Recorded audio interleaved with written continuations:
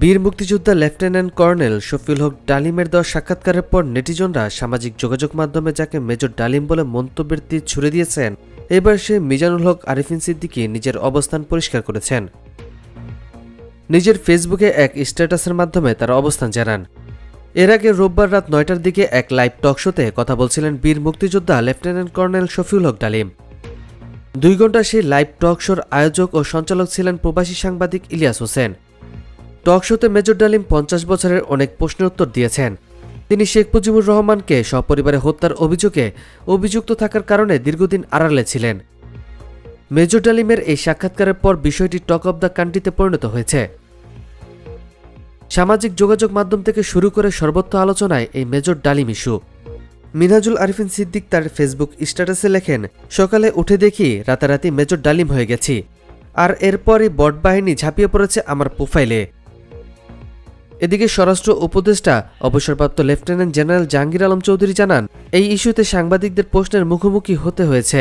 যদিও উপদেষ্টা মেজর ডালিম ইস্যুতে সাংবাদিকদের সঙ্গে কোনো প্রশ্নোত্তরের উত্তর দেননি।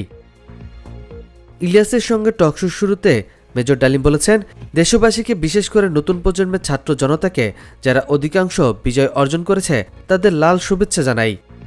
বিপ্লব একটি সমাজ যে কোনো রাষ্ট্র একটি চলমান প্রক্রিয়া, সেই অর্থে তাদের বিজয় এখনও পুরোপুরি অর্জিত হয়নি, তার জন্য এখনও সময় প্রয়োজন। ২৪-এর গণ অভ্যুত্থানের নেপথ্যে নায়ক ও ছাত্র জনতাকে পরামর্শ দিতে তিনি বলেন, সম্প্রসারণবাদী হিন্দুত্ববাদী ভারত যার কবজায় আমরা প্রায় চলে গিয়েছি, সেই অবস্থান থেকে সেই ৭১-এর মতো আরেকটা স্বাধীনতা অর্জন করতে হবে, তা না হলে বিপ্লব ব্যর্থতায় পর্যবসিত হবে।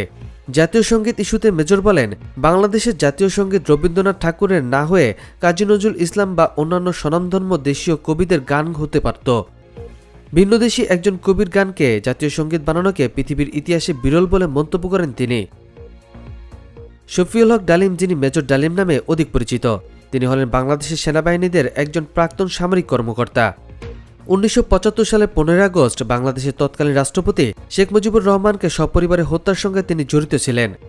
শেখ মুজিবুর নিহত হওয়ার পর মেজর ডালিম সেটি বাংলাদেশ বেতারে ঘোষণা দেন। ৭৫ পরবর্তী গণপ্রজাতন্ত্রী সরকার তাকে বিদেশে বিভিন্ন বাংলাদেশি দূতাবাসে বিভিন্ন পদে নিয়োগ দেন।